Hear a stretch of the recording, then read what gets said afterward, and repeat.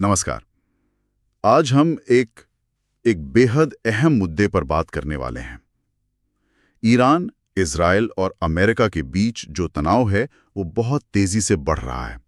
हम खास तौर पर 23 जून 2025 तक जो भी नई जानकारी सामने आई है उस पर फोकस करेंगे। हाँ, और हमारे पास अलग-अलग न्यूज़ रिपोर्ट्स हैं, कुछ एनालिसिस भी हैं जो इस पूरी उलझी हुई सिचुएशन के अलग-अलग पहलू दिखा रही हैं। जी, तो हमारा मकसद है कि इन स्रोतों से जो मुख्य बातें हैं उन्हें समझें। असल में जमीन पर क्या हो रहा है ये देखें। और इसके बड़े परिणाम क्या हो सकते हैं, इस पर भी बात करेंगे। बिल्कुल। तो चलिए शुरुआत करते हैं सबसे ताज़ा और शायद सबसे विस्फोटक घटना से। ईरान ने हाल ही में कतर और इराक में अमेरिकी सैन्य ठिकानों पर मिसाइलें दागी हैं। हाँ, और ये समझना ज़रूरी है कि ये हमला अचानक नहीं हुआ। ये असल में अमेरिका के हवाई हमलों का सीधा जवाब था, जिसमें ईरान के न्यूक्लियर ठिकानों को निशाना बनाया गया था। तो ईरान ने कतर में जो अल उदीद एयरबेस है और इराक में एक अमेरिकी ठिकाना, वहाँ मिसाइलें फायर की। अच्छा। कि कतर और बहरीन को कुछ वक्त के लिए अपना एयर स्पेस बंद करना पड़ा। ये दिखाता है कि ईरान अपनी ताकत दिखाने से पीछे नहीं हट रहा है। बिल्कुल, वो अपनी मिसाइल क्षमता का प्रदर्शन कर रहे हैं। और अमेरिकी प्रतिक्रिया वो भी सुनने में आया कि काफी तेज थी। हाँ, बहुत तेज। पहले तो उन्होंने इन आती हुई मिसाइलों को हवा में ही रोक दिया, इंटरसेप्ट किया। लेकिन उसके बाद ऑपरेशन मिडनाइट हैमर के नाम से एक बड़ा ऑपरेशन चलाया। अच्छा, मिडनाइट हैमर। जी, इसके तहत ईरान के अंदर जो उनके परमाणु ठिकाने हैं, जैसे फोर्डो, नतांज, इस्फहान, वहां बड़े हवाई हमले किए गए। ओह। खबरें हैं कि इसमें बंकर बस्टर बॉम्ब और टॉमाहॉक मिसाइलें इस्तेमाल हुईं। बंकर बस्टर ये काफी सीरियस बात है। ये सिर्फ जवाबी कार्रवाई थी या इसका कोई बड़ा रणनीतिक मकसद था? हमारे स्रोत क्या कहते हैं इस बारे में? ईरान की जो न्यूक्लियर महत्वाकांक्षाएं हैं, उनको सीधी चोट पहुंचाने की कोशिश थी। शायद उनकी भविष्य में हथियार बनाने की क्षमता को रोकने का प्रयास। बंकर बस्टर बम का इस्तेमाल यही दिखाता है कि निशाना जमीन के नीचे जो मजबूत ठिकाने हैं उन्हें तबाह करना था। ये अमेरिका की तरफ से एक बहुत बहुत गंभीर संदेश है। हाँ, लगता तो यही है। और इसी माहौल में इजराइल की भूमिका भी अहम होती जा रही है ना? बिल्कुल, इजराइल भी पीछे नहीं है। वो लगातार ईरान के अंदर हमले कर रहा है। जो ताज़ा हमले हुए हैं उनमें तेहरान की एवेंजेल को निशाना बनाया गया, इस्फहान में सेंट्रीफ्यूज फैसिलिटीज पर हमला हुआ और यहाँ तक कि IRGC यानी रेवोल्यूशनरी गार्ड्स कॉर्प्स के हेडक्वार्टर्स पर भी। IRGC तो ईरान की बहुत ताकतवर फोर्स है। जी हाँ, उनकी एक बहुत शक्तिशाली सैन्य और राजनीतिक इकाई है वो। तो ऐसा लग रहा है कि इजराइल इस मौके का फायदा उठा रहा है ईरान की सैन्य ताकत को कमजोर करने के लिए। सही कहा।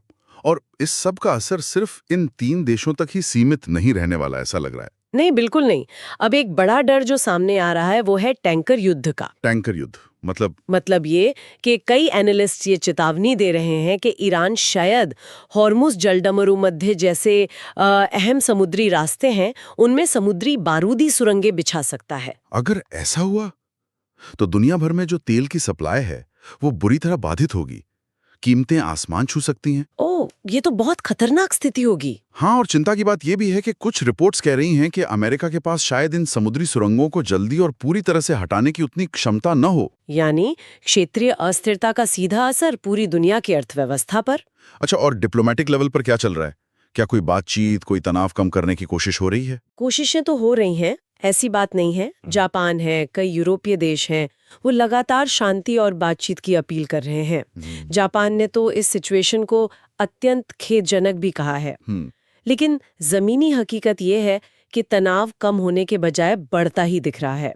और इसी वजह से अमेरिका ने अपने नागरिकों के लिए वर्ल्ड वाइड ट्रैवल वार्निंग जारी की है। हाँ, मैंने भी पढ़ा। और ऑस्ट्रेलिया जैसे देश भी अपने यहाँ जो संभावित स्लीपर सेल्स हैं, उनके हमलों से सावधान रहने को कह रहे हैं। तो एक वैश्विक चिंता का माहौल बन गया है। और ईरान के अंदर क्या चल रहा है? क्योंकि एक तरफ तो वो मजबूती दिखा रहे हैं, कह रहे हैं सारे विकल्प खुले हैं, आनुपातिक जवाब देंगे, लेकिन दूसरी तरफ दबाव भी तो होगा। हाँ, बिल्कुल। ये विरोधाभास साफ दिख रहा है।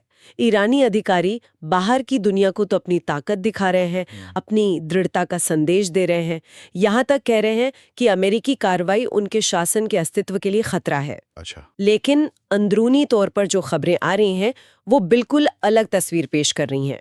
जैसे कि जैसे ये कि कहा जा रहा है सुप्रीम लीडर खमेनी किसी सुरक्षित बंकर में चले गए हैं और आपातकालीन उत्तराधिकार योजनाओं पर भी विचार हो रहा है।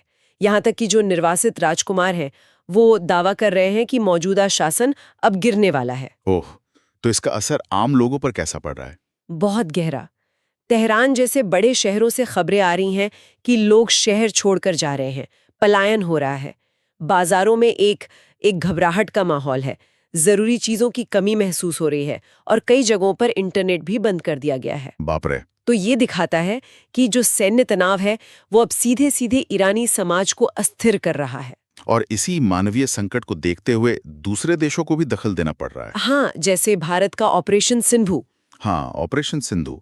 भारत ने इस बढ़ते संघर्ष और अनिश्चितता के बीच 18 जून से ईरान से अपने 2100 से ज्यादा नागरिकों को सुरक्षित निकाला है। ये खुद दिखाता है कि स्थिति कितनी गंभीर हो चुकी है। सही कहा। तो अब आगे क्या? सबकी नजरें इसी पर होंगी कि आगे क्या होता है। बिल्कुल। खासतौर पर 2-3 चीजें देखने वाली होंगी। एक तो हॉर्मोज जलडमरू मध्य में ईरान क्या करता है, क्या वो टैंकर युद्ध का खतरा सच में बढ़ाएगा? दूसरा, अगर ईरान अमेरिकी या इजरायली ठिकानों पर हमले जारी रखता है तो क्या अमेरिका और बड़े पैमाने पर कार्रवाई करेगा? और तीसरा, कूटनीतिक कोशिशें यूरोपीय संघ, जापान, अमेरिका सब युद्ध विराम पर जोर दे रहे हैं, लेकिन ईरान का रुख फिलहाल साफ है।